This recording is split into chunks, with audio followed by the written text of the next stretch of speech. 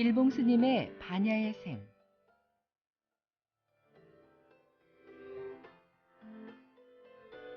부처님의 위없는 지혜를 배워보는 이 시간, 말씀의 조치원 관음산 자비정사 주지 일봉 스님입니다.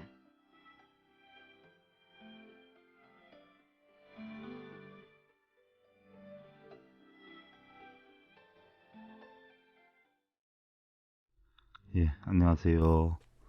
세종시 연기군 전동면에 있는 관음산 자비정사 서길보입니다. 우리 불자님들, 한 인간의 진정한 가치는요, 각자 그 사람이 가지고 있는 마음 그릇의 크기에 따라 결정되는 것이 아닌가 하는 그런 생각입니다. 우리의 삶에서 가장 소중한 것은 과연 무엇일까요? 남들로부터 존경을 받고 또한 금은보화를 가득 쌓아서 남을 호령하는 권좌에 머무르며 아름다운 공간으로 치장된 건물 속에 머무는 것일까요? 물론 삶이 보람과 행복의 조건이 될 수는 있지만요, 어찌 보면 그러한 것들은 한때 피었다가 사라지는 꽃들처럼 애달고 허무할 수도 있다라는 생각이죠. 적어도 사람의 향기는요, 안팎이 한 뭉치가 되어서 더불어 사는 즐거움을 함께 나누고 또 자신의 욕심만을 챙기기보다는요, 기꺼이 남을 위해 일하거나 배려할 수 있고 또한 남을 위해서 눈물을 흘릴 줄 아는 그러한 삶이 아닌가 하는 생각이기도 하지요. 한 배를 타고요, 먼 대양을 항해하는 선장과 항해사가 있었어요. 평소에는 술을 잘 마시지 않던 항해사가요, 어쩌다가 술에 취한 적이 있었어요.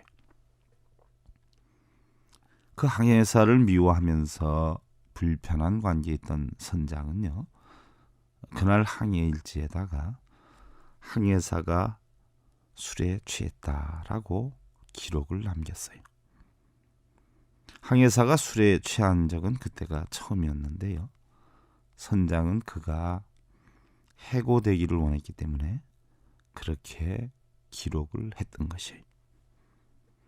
선장의 그런 마음을 알게 된 항해사가요, 제발 그 기록을 지워달라고 애원을 해요. 그런데도 선장은 당신이 술에 취한 것을 사실대로 기록한 것뿐 아니냐라고 하면서 끝까지 고쳐주지를 않는 거였어요. 며칠 후에 이번에는 항해사가 항해 일지를 쓰는 날이 왔어요. 항해사는 그날 오늘은 선장이 술에 취하지 않았다라고 기록을 했어요. 사실 선장은 술을 마시지 않았는데 그 기록이 암시하는 내용은 다른 날에는 선장이 매일 술을 마시는데 오늘만 술을 마시지 않았다는 뜻이 되고 말았던 것이에요. 곤혹스러워진 선장이 항해사에게 다시 요청을 해요. 그 기록을 지워달라고 부탁을 하는 거였어요. 그때 항해사도 똑같이 당신은 오늘 술을 마시지 않았습니다. 그래서 나도 사실대로 기록을 했을 뿐입니다 라고 이야기를 하는 거였어요. 우리에게는 남의 실수와 허물을 덮어주기보다는요, 그것을 캐내어서 밝힘으로써 쾌감을 느끼거나 스스로를 망쳐가는 못난 습성들이 군데군데 있음을 알아야 할 것이에요. 아무리 보잘것없고 나약한 쥐의 처지라라고 하더라도요, 궁지에 몰리게 되면 고양이를 물어뜯게 되지요. 간혹 우리는 사람답지 못한 양심이나 증오, 또 시기나 질투를 품을 때가 있다는 생각이에요. 당장에는 그러한 것들이 다른 사람을 해친다라고 생각하지 않을 수도 있지만은요, 알고 보면 그 실상의 깊은 상처는요, 그것을 품은 자기 자신에게 반드시 부메랑처럼 되돌아온다라는 것이에요. 봄의 사냐에 비가 내린다면요, 꽃들은 파릇파릇하게 생기를 되찾을 것이고요. 겨울의 산에 적당한 눈이 내린다면 사람들이 아름다움을 느끼게 되리라라는 생각이지만은요, 혹여 1년 내내 비가 온다거나 1년 내내 눈이 내린다라고 하면 꽃들은 물에 잠겨 죽거나 세상은 적지 않은 혼란과 무질서가 형성되리라라는 생각이기도 하지요. 마찬가지로 우리의 세상이 아름답기 위해서는 남을 해코지 하는 그런 앙심이나 증오를 거두고 시기하거나 질투하는 마음을 버려야 할 것이라는 생각이기도 합니다. 사람에게는 두 가지 눈이 있다고 그래요. 하나는 자신을 보는 눈이고요, 또 다른 하나는 남을 보는 눈이다라고 하는데요. 그런데 우리는 자신을 보는 눈은 언제나 관대하고 너그러워서 용서에 인색하지 않은 반면에요, 남을 보는 눈은 항상 섭섭한 일을 기억하고 계산적이고 자신의 이득을 위한 욕망으로 가득 차 있다라는 것이에요. 그러나 이제는 자신이나 남을 보는 눈을 모두 함께 자비로움으로 바꾸어서요, 사람 사는 향기가 넘쳤으면 하는 마음이기도 합니다. 사람이 꽃보다 아름다운 것은요, 항상 세심하게 배려하는 마음을 지닐 수 있기 때문이고요, 상대방의 상황에 맞도록 베풀어야 바로 그 가치가 피어나리라는 생각이기도 하죠. 우리 불자님들, 봄 향기와 같은 따사로운 그런 자비로움이 넘치기를 기원드리면서요, 오늘도 부처님의 진리로 행복을 심어주는 청주 BBS 불교방송 제346회차 서길봉의 반야의샘 시간을 통해서 여러분들께 인사를 드립니다. 관음산 자비정사 서길봉입니다. 오늘은 천수경 96번째 시간인데요, 지난 시간부터 천수경 여러분들 총정리를 다시 해드리고 있어요. 그래서 부처님과 보살님들께서 과연 깨우침이 무엇이고 그 깨우침에 의한 바로 천수경을 다시 한번 여러분들한테 재정리를 하고 있는데요, 법수일미 견유천자니 소위천자 지제일념이요 일념지차 격동천지나 수연여시 천지일통이로다. 법은 비록 한 맛인데 견해에는 천차가 있다라고 있어요. 바로 이 까닭으로 인해서 천차가 있다라고 해도 단지 천차는 한 생각 속에 있는 것이고 한 생각 사이에 나누어짐이 천지가 된다라고 할지라도 알고 보면 결국 천지는 한 덩어리다라는 이야기. 사랑하는 마음이나 미워하는 마음이 한 생각 속에서 형성이 돼요. 좋아하는 마음이나 싫어하는 마음이 한 생각 속에 있습니다. 지옥과 극락이 어떠한 상황이 벌어지느냐에 따라서 상황은 다르지만 결국은 한 생각 속에서 나오는 것이다라는 이야기. 유마경의 인불이 본문품에 보면은요, 우리는 언제나 행복한 삶만을 원하고 좋은 것이나 부귀를 원하고 있기 때문에 고통을 받는다라고 했어요. 즉 다시 말해서 우리는 어리석은 무명에 빠져서 자신의 할 도리나 원인은 만들지 않고 좋고 나쁘고 또 기쁘고 슬프고를 분별을 해서 좋은 것만 혹은 기쁜 것만 추구하려 하기 때문에 고통을 받는다라는 것이죠. 결혼을 하면 양쪽의 부모 형제들과 부딪히게 돼요. 사랑하는 사람 한 사람과 사는 것이 아니라 말이죠. 부부가 함께 살면 부부가 또한 어떻게 돼요? 서로 부딪히게 되는 것이에요. 만년필이 뚜껑과 가장 많은 부딪힘을 가지고 있고요. 그릇이 뚜껑과 가장 많은 부딪힘을 가지고 있듯이 세상에서 가장 많은 부딪힘이 있는 것이 결국은 부부이고요. 또 함께하는 가족들일 수가 있다는 이야기죠. 자식을 키우다 보니까 자식과의 부딪힘이 있어요. 직장을 다니다 보니까 상사와 동료들과 부딪히는 것이에요.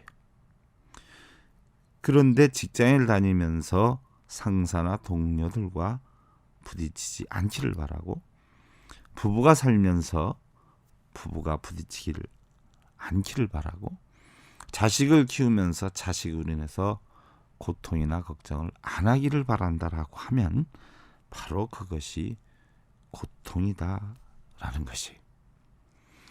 우리에게는 여러분들 지난번에도 설명을 드렸지만 8가지 고통이 있다라고 했어요. 그 8가지 고통은 바로 우리가 육신으로 겪는 태어나는 고통인 생고, 늙어가는 고통인 노고, 병드는 고통인 병고, 또 죽는 고통인 사고가 있다라고 했고요. 또 우리가 마음으로 고통을 겪는 원하는 대로 이루어지지 않는 구부득고가 있고요. 좋아하는 것과 헤어져야 하는 애별이고가 있고요. 싫은 것과 만나는 원증회고가 있고요. 또한 각기 수상 행식인 눈기 코요 몸뜻이 각자 자기 좋은 대로 하려고 하는 이러한 오음 선고가 있다라고 했어요. 물론 우리 삶에서 우리의 본능인 재물, 명예, 권력, 음식, 색, 수면 이러한 오욕락을 추구하는 것이 나쁜 것은 아니에요. 그것은 어떻게 보면 본능을 수가 있기 때문이죠. 그러나 정당하고 지혜롭게 우리는 추구해야 된다는 이야기예요. 다시 말해서 무조건 빌고 매달리면서 얻기를 바랄 것이 아니고 부처님의 가르침대로 스스로의 의지와 노력으로 보편타당하게 만들어 나가야 된다는 이야기. 예를 들어서 사랑을 받으려면 바로 우리는 육바라밀의 수행을 통해서 마치 초와 향이 자신을 태우면서 빛과 향기를 내는 것처럼 자신을 희생하고 봉사하면서 상대를 사랑해야 하고요. 만약에 우리가 행복을 원한다라고 하면 탐진치 삼독을 소멸하는 수행을 해서 마치 눈, 귀, 코, 혀, 몸 뜻에 타오르는 욕망을 억제하고 만족할 줄 아는 마음을 익혀야 할 것이고요. 존경을 받으려면 하심의 절이나 사무량심이나 사서법의 수행을 통해서 철저하게 자신을 낮추고 낮추어서 겸양으로 상대를 존경해야 할 것이고요. 많은 결실을 원한다라고 하면 바로 계정해 또는 사성제, 팔정도 등을 수행을 해서 피나는 어려움과 노력으로 극복을 해서 많은 씨앗을 뿌리고 그러할 만한 원인을 만들어야 한다는 것이. 그럼 과연 부처님께서 이 세상에 오신 뜻이 무엇인가를 살펴볼 필요성이 있다는 얘기죠. 우리는 이러한 정당한 사유를 만들어서 거기에 상응하는 정당한 결과를 얻으려 하기보다는 원인은 만들지 않으면서 무조건 결과만을 바라는 경우가 많고, 심지어 원인은 만들지 않으면서 어떤 대상물에게 빌어서 만들려고 하는 미신적인 성향이 상당히 깔려 있다는 이야기. 부처님께서 이 세상에 오신 뜻은요, 열의 지견을 열어 보여주시기 위해서 오셨어요. 다시 말해서 부처님께서는 바로 늙고 병들고 죽는 고통을 없애기 위해서, 없애는 방법을 터득하기 위해서 출가를 하셨고요. 결국은 그 방법을 깨달아서 중생들의 고통을 없애주는 그러한 방법을 가르쳐 주시기 위해서 오신 것이에요. 바로 우리가 원하는 명예나 권력이나 어떠한 오용락을 채워주기 위해서 오신 것이 아니라, 바로 그런 것을 추구함으로 인해서 고통을 받고 있는 중생들에게 그러한 것은 다 부질없다 하는 이 진공사상과 연기사상을 통해서 중생들의 고통을 벗게 하는, 즉 중생구제를 위해서 오셨다는 것이에요. 그리고 중생구제다라고 하는 것은 깨달은 사람이 깨닫지 못한 사람에게 깨달을 수 있도록 가르침을 주는 것을 이야기를 하는 것이죠. 우리 불자님들, 중생구제의 근원이 어디에 있는가를 잘 살피시고요. 미국의 제3대 대통령인 토마스 제퍼슨은요, 태양은 나를 침대에서 본 적이 없다라고 했어요. 그리고 무엇을 할 것인가를 정했다면 이제 어떻게 할 것인가가 문제다라고 했어요. 시간을 효율적으로 경영하는 것이 필요하다는 것인데요, 느슨한 상태에서는 효율적인 시간 활용이 쉽지 않기 때문에 스스로 데드라인을 설정해서 집중력과 긴장감을 최대한으로 끌어올릴 수 있다면 정말 많은 일들을 이룰 수 있을 것이다 라고 했어요. 출퇴근 시간 등 자투리 시간을 활용하는 것도 중요하다는 이야기인데요, 영국의 옥스퍼드 대학의 한 시계 문자판에 보면은요, 사라지는 시간은 우리의 책임이다라고 적혀 있는데요, 우리 불자님들, 황금보다 더 소중한 시간 행복 가득 만드시고요. 내일 오후 5시 40분 다시 뵙기를 기원드립니다. 그동안 관음산 자비정사 서길봉이었습니다. 감사드립니다.